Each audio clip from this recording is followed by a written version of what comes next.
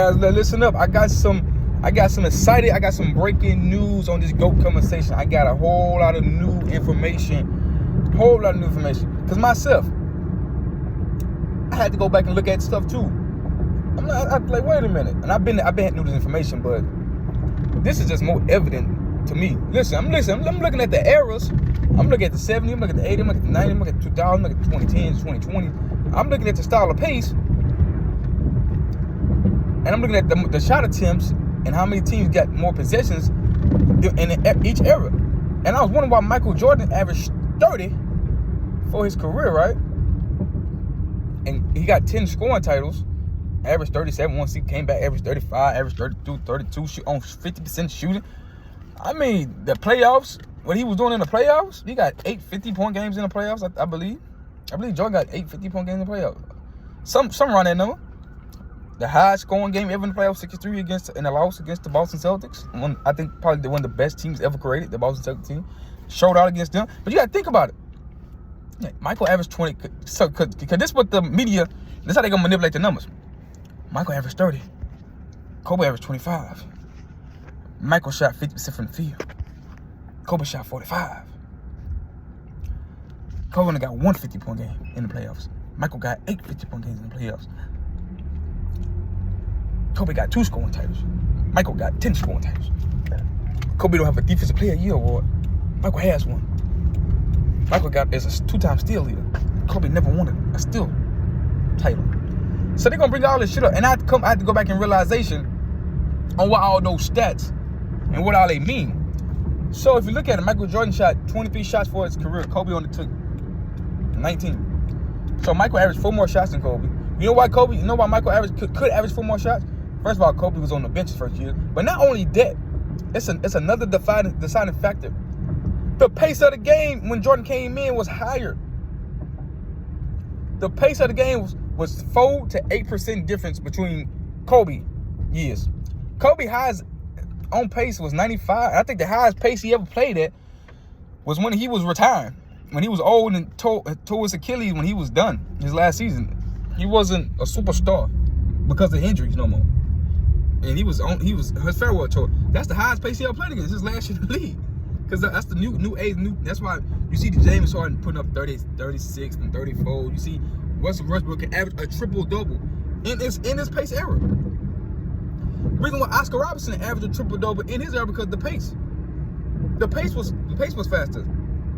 And people that don't know the definition of pace is the amount of possessions a team can get in a 40-hour minute game. So the rules are different. So the rules is like this. Let me break it down. The pace. So and you see teams that like the Phoenix Suns and like that. They like to when they say like, hey, let them score. We want to take the ball at the basket. We want to run off makes and misses. We don't care.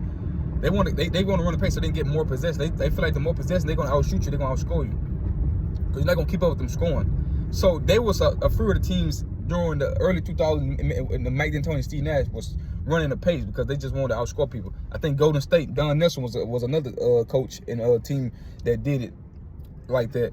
And what it is so some certain teams can run the pace up, but you have rules in place and design for pace. So now, y'all, if y'all watch the NBA, if y'all follow the NBA, if y'all know, y'all should know this stat. Every time you get off a rebound, the shot clock don't go to 24, it go to 14 seconds. Every time you foul a guy, it goes to 14. It don't go back to 24. Or they automatically go back to 14 seconds.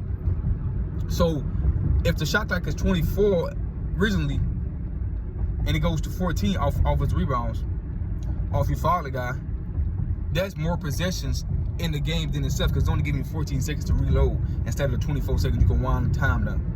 Right? So that's what that means. That's what pace means, and the rules and the pace of the game. And Kobe played in the slowest pace ever, and Kobe played in the less field goal percentage shooting ever. The guys in Kobe era, the field goal percentage was low. It was at 45%. When Michael came in, it was a 50% shooting. With Magic, they were shooting 50%. And today's game, I think the average is 46, 47%. Go back and look. During the early LeBron era, before he went to Miami, LeBron wasn't shooting 50% from the field. It was 47% at best. He was shooting 47%, 48% from the field. Right? You had Kobe shooting 46, 45% from the field. Only when the league made rule changes and the pace changing and the ability to shoot in the center position has got instinct, and everybody, the floor is spread out, field goal percentages went higher. But you got more lanes to the basket. You can get more lanes to the basket. You go right to the basket. You get fouled. You shoot the three. The 3 percentage. You shoot 40% from 3. That's great because it's a longer distance shot and it's count for more points. So guys are taking the 3 instead of 2. It makes smart sense. It makes sense. But when you're a hooper or you skill wise, whatever shot you feel like you're comfortable taking, you'll take it no matter what is that area of the floor. You see guys running back, step back for 3s and just getting a rhythm and just pull a shot from anywhere on the court. That's a skill set. That's just level of comfortability in the floor in your game. But you got a lot of these players, they not comfortable. They just shoot 3s, get to 3s and 2s and free throws. So that's what a game has went. And I go back to preference. I mean, you get more rebounds. That's why Will Chamberlain was getting crazy rebounds. The pace of possession when he was playing was crazy. He got all the rebounds. He got a lot of assists. He got like 50 points, 25 rebounds. Bill Russell, guard versus soul, greatest one ever. The pace, he was having 20, 19, 25, 18, 19 in the playoff series, championship series. They was getting more stats. That's why in today's game, like I always said, you're gonna tell me Kirk Cousins and Dak Prescott better than Joe Montana and Steve Young and Terry Bradshaw? No. It's just the pace of the game is different. Inflation, the rule changing. The era is in. It's a pass happy league. That's why I said in my video last night, every great quarterback needs great weapons. You're not gonna win with mediocre talent no more. At the Robin, look at Lamar Jackson. I digress.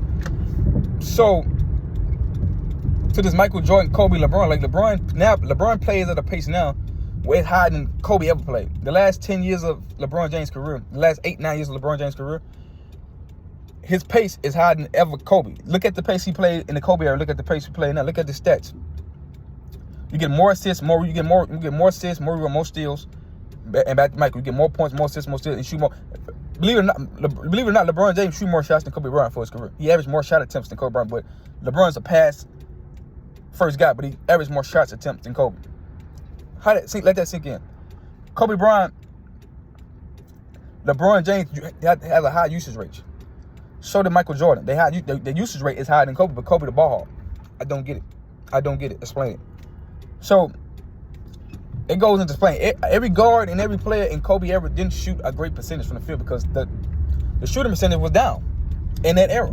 Just go Google on Basketball Reference, pace of the game, and by eras, by decades. And it explains everything to you. Open your mind, like, wow, why is this? Because I had to think, like, damn, Michael Jordan's numbers is pretty much pretty sustained, better than Kobe. So to argue the stat argument or the GOAT argument, that's why we got to get the skill. I get covered with the skill argument, but I had to go back and realize, no, because Michael played in this era. Kobe played in that era, he would have dominated. He would have put up the same numbers Michael put up if Kobe was the first to play in that era. If Kobe played in this era, he would be averaging 45, 40. You see LeBron still averaging 30, Kobe averaging 40. If he was healthy and later part of his prime, still a superstar, he'd be averaging 35 right now in this era. Anyway, y'all like so it ain't nothing but different eras, and you cannot judge players on what era they played into other eras. It's different rules, different inflation, different set of rules, and different styles and different pace.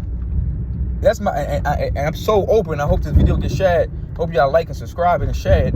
And I hope I spend time breaking this down in the correct, in the right way that y'all can understand it and be like, oh yeah, I learned something. That's why Michael Jordan number. That's why LeBron James number. That's why Will Chamberlain. That's why Kareem numbers was so great and Magic number was shoot so great. I hope that nip that argument in the bud and hope we learn something. And y'all like to subscribe and look at things differently from a total standpoint. It ain't about numbers. Like, subscribe.